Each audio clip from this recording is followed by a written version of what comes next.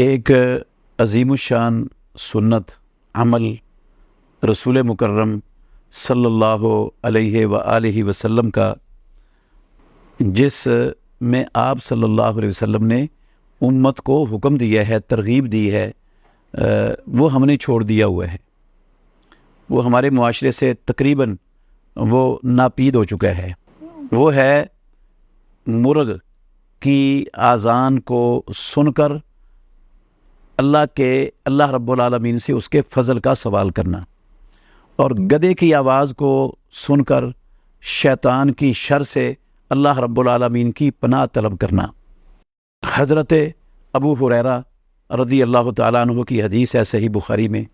وہ کہتے ہیں کہ رسول مکرم صلی اللہ علیہ وسلم نے فرمایا، اذا سمعتم صیاح الدیکۃ، جب تم مرغ کی آواز کو سنو،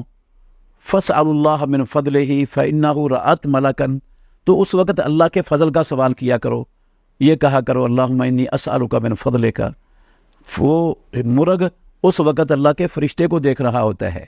تو فرشتہ آیا ہوا ہوتا ہے، فرشتہ قریب ہوتا ہے آپ کے، تو آپ اللہ رب العالمین کے فضل کا سوال کیا کرو۔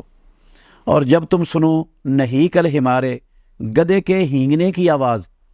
تو وہ شیطان کو دیکھتا ہے، فتعوذوا باللہ من الشیطان الرجیم، تو شیطان مردود سے اللہ رب العالمین کی پناہ مانگا کرو۔ اعوذ باللہ من الشیطان الرجیم پڑھنا چاہیے گدھے کی آواز کو سن کر، اور اسأل اللہ